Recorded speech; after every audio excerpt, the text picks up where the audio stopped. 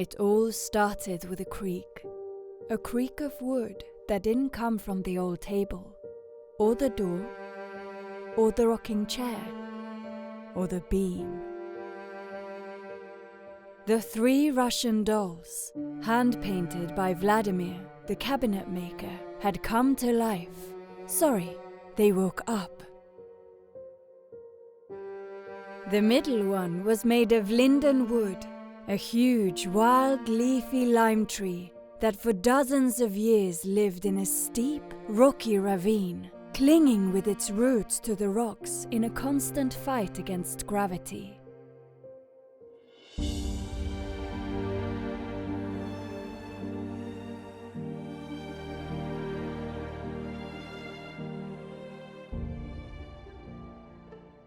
Vladimir had decorated this middle doll with delicate flowers on the top part, and beautiful legs were visible on the bottom part. Everyone thought it was just a drawing, but suddenly they were transformed. It was she who suddenly began to tap her feet. First one foot, then the other. She gained power and suddenly she started walking. She accelerated and immediately ran from one side to the other. She runs, she runs, she runs, she runs. Suddenly, and with an upward momentum, she starts jumping. She was excited about that new skill and she felt confident.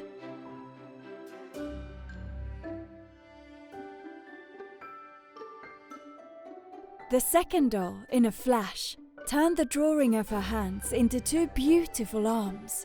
The first doll gave her so much momentum that she finally stumbled and ended up falling to the ground.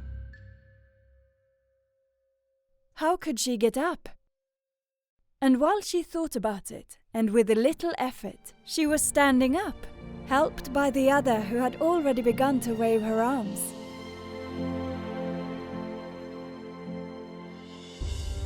The one made of alder wood felt a knock-knock, or perhaps a tick-tock inside her that made her snap her fingers. Clap. Grab. Release. Hug. Caress. It is well known that alders love to live in water, and this alder lived on the riverbank next to 2 huge weeping willows. She was jealous of them, because while he buried his roots in the water, his companions could touch her with his branches. Only one of them, made of birch, had neither hands nor legs painted. Her body was decorated all over with leaves and tiny flowers, and although she lived, she did not feel that knock-knock. The others took pity on her. The tree's own empathy ran through her and they tried to cheer her up. She never complained since she was made of very good wood.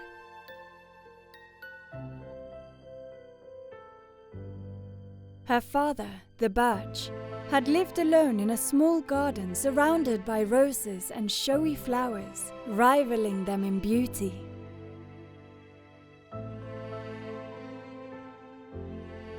The others thought that without being complete, they were luckier for feeling that impulse in their inner selves. And they considered that their companion would have such hard and heavy wood that Vladimir would have decided to leave it solid. Trees are supportive beings, even those who are not their species, and they decided to help her find her knock-knock. They looked for the necessary tool. They just needed to find their weak point. Strategy. They were stopped by a huge and resounding knock-knock.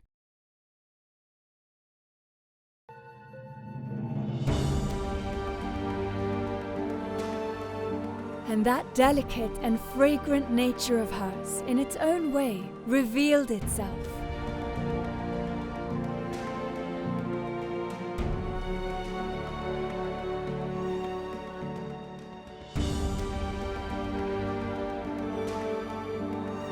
In the roots of every being lives its true essence, looking for a way to be discovered.